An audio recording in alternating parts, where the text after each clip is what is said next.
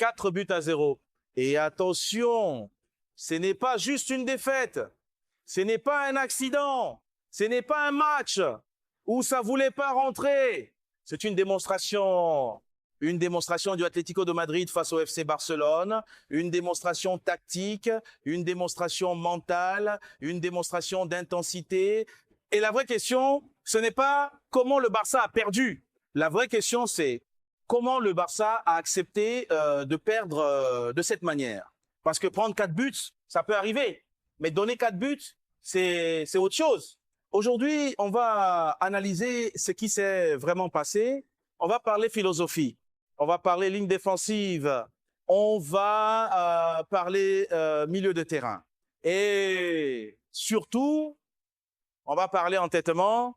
Parce que parfois, dans le football moderne, le plus grand danger, c'est pas l'adversaire, c'est ton propre système. Le cholismo n'est pas mort, il évolue. On a trop vite enterré le style de Diego Simeone. On disait, c'est dépassé, c'est trop défensif. Ça ne marche plus face aux équipes modernes. Vraiment, regardez ce match, c'était pas du bétonnage. C'était pas du bus garé devant la surface. C'était un piège parfaitement préparé. Le Barça a joué haut, très haut, trop haut. Par moment, la ligne défensive dépassait la ligne médiane. Et l'Atlético, ils n'ont rien forcé. Ils ont attendu. C'est un peu comme une équipe qui laisse son adversaire venir presser, puis qui ouvre la porte au dernier moment pour le laisser tomber dans le vide.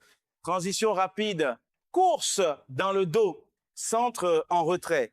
Encore et encore, les mêmes schémas répétés. Et à chaque fois, le Barça semblait surpris. Une ligne trop haute pour ce contexte. Quand tu affrontes une attaque composée de Antoine Griezmann, Julian Alvarez, Ademola Lookman, tu dois adapter ton bloc. Ce sont des joueurs rapides, intelligents, capables d'attaquer les espaces immédiatement. Et pourtant, le Barça a maintenu une ligne défensive ultra haute, même après un but, même après 2. Même après 3, c'est là que le débat commence. La philosophie de jeu, c'est important. Avoir une identité, c'est fondamental. Mais quand ton identité devient prévisible, elle devient vulnérable. Un entraîneur m'a dit un jour, le système est là pour servir les joueurs, pas l'inverse. Aujourd'hui, on a eu l'impression inverse. Le milieu, le vrai champ de bataille. Parlons du cœur du jeu. Quand le Barça perd le ballon, que se passe-t-il? Contre-pressing, récupération, perte immédiate, transition adverse, danger, encore et encore. Le problème n'est pas seulement défensif, il est structurel.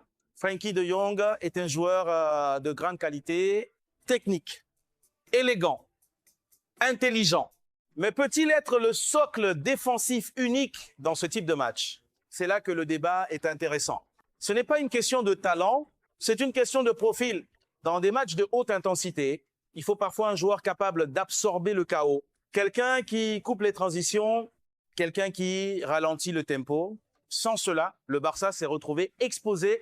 Et face à un Atlético qui adore les transitions, c'est un suicide stratégique. L'Atlético a enfermé les talents. Lamine Yamal a été surveillé, pressé, cadenassé. Chaque prise de balle égale 2 joueurs. Chaque tentative de débordement égale retour immédiat. Résultat, peu d'espace, peu de créativité, peu de continuité. Et sans maîtrise du tempo, le Barça n'a jamais installé un vrai moment de domination. Il y a eu des actions isolées, un poteau, un but refusé pour hors-jeu, mais jamais une séquence où l'on se dit « le match tourne ». Jamais. Les erreurs d'analyse qu'on va entendre. Et attention, dans les prochains jours, on va entendre plusieurs discours simplistes. C'est juste un mauvais jour, c'est la malchance. L'arbitrage, les absents, oui, certaines absences comptent. Oui, un détail peut changer un match. Mais ici, le problème est plus profond. Erreur fréquente numéro 1, croire que la philosophie suffit. Conséquence, rigidité tactique. Erreur fréquente numéro 2, juger un milieu uniquement sur ses performances face à des blocs bas. Conséquence, surprise face à l'intensité réelle. Erreur fréquente numéro 3, penser que jeunesse égale énergie égale solution. Conséquence, manque de gestion émotionnelle dans les moments critiques. Le football de haut niveau, ce n'est pas seulement du talent, c'est de l'adaptation. Comment lire le match retour? Parce que oui, il y aura un retour. Et un 4-0, c'est énorme. Mais ce n'est pas impossible. Pour comprendre si le Barça peut revenir, il faudra surveiller la hauteur du bloc dès les premières minutes, le positionnement du numéro 6, la gestion des transitions, la patience dans la construction. Si le Barça commence le match retour en jouant à 100 à l'heure, il risque de tomber dans le même piège. Si, en revanche, il contrôle le tempo, réduise les espaces derrière et force l'Atlético à défendre bas, alors là, le scénario peut devenir intéressant. Signaux à surveiller dès les 15 premières minutes. Si vous voulez lire le match comme un analyste, si le Barça perd le ballon et récupère immédiatement, bon signe. Si chaque perte crée une transition adverse, danger, si le bloc reste compact à 25 à 30 mètres de son but, équilibre, si les centraux courent vers leur propre surface à chaque action, alerte. Si le milieu contrôle le tempo espoir, si le match devient chaotique, avantage Atlético, dans la suite, on va entrer encore plus profondément dans les mécanismes tactiques. On va parler des latéraux. On va parler des ajustements possibles. On va parler des scénarios réalistes de remontada. Maintenant, on va aller plus loin parce que parler d'intensité, parler de philosophie, c'est bien. Mais le vrai problème de ce match, il est visible sur les images. Il est mesurable à l'œil nu. Les latéraux, les couloirs, autoroute vers le chaos. Quand tu joues avec des latéraux très hauts, tu prends un risque calculé.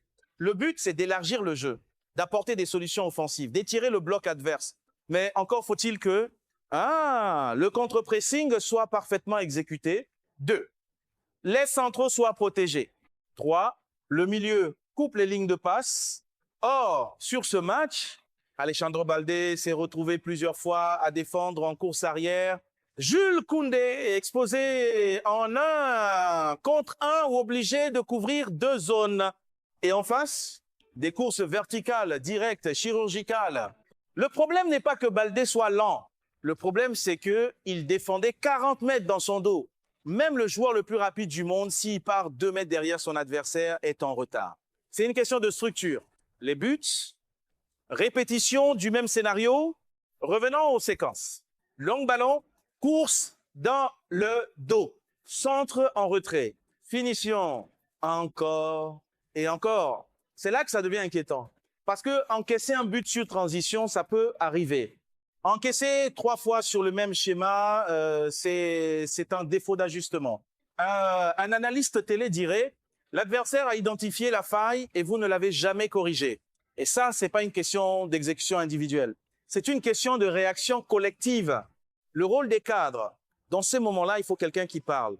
Quelqu'un qui dit, on descend de 10 mètres, on sécurise l'axe, on ralentit, mais cette voix, on ne l'a pas entendue.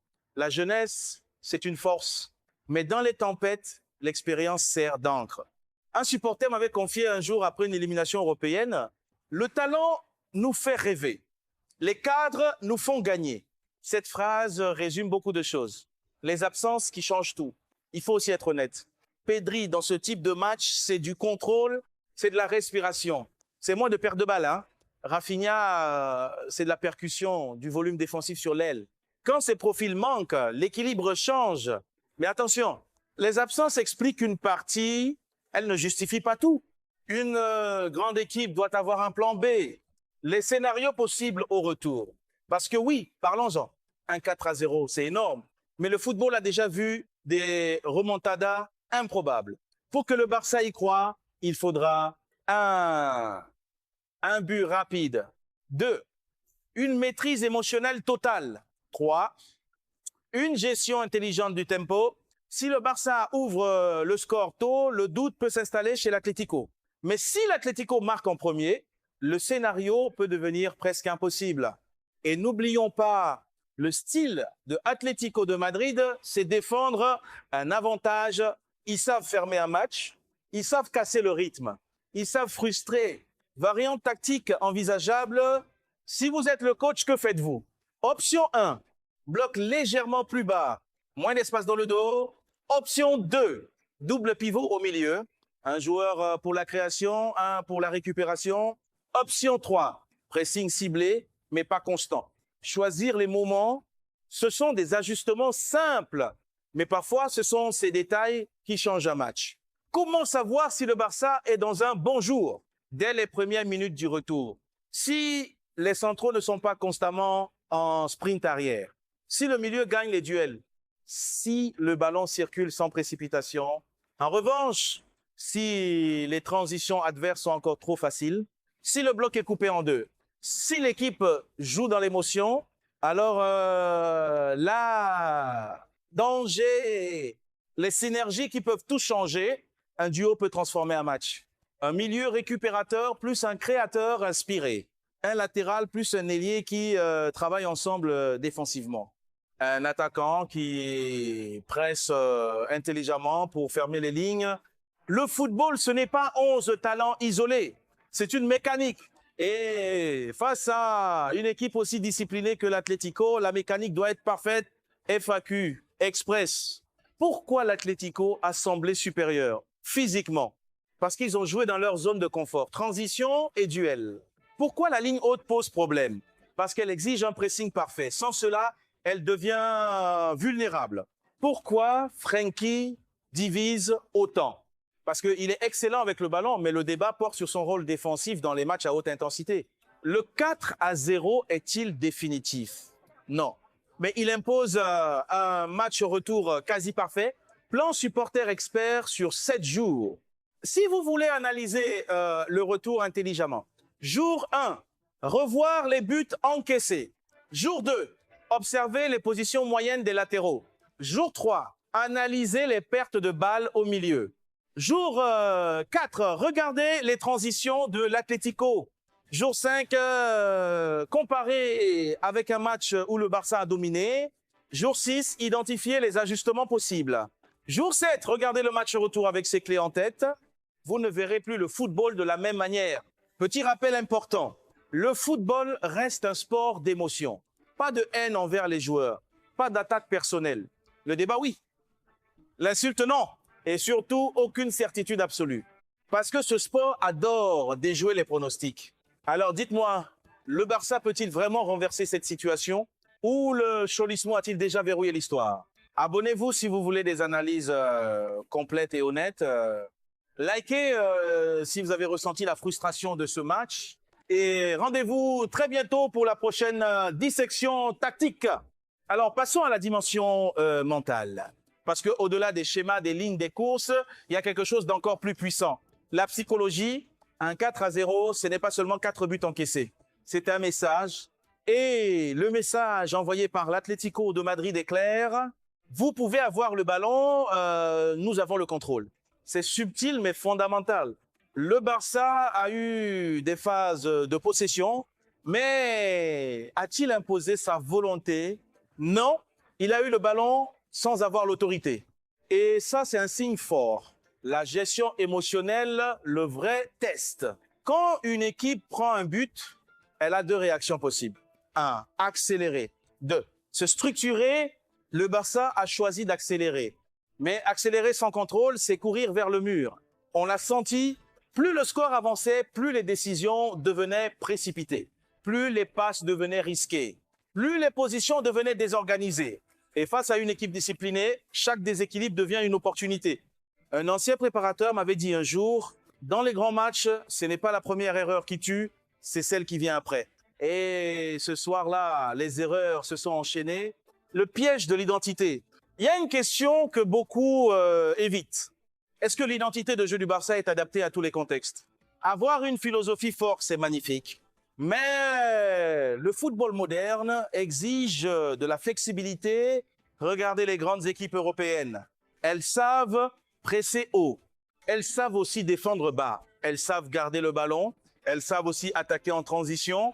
La rigidité est rassurante, mais elle devient lisible. Et quand elle devient lisible, elle devient attaquable. Le match retour, espoir ou illusion? Soyons lucides. Remonter 4 buts, ce n'est pas une mission ordinaire. mais ce n'est pas une mission impossible.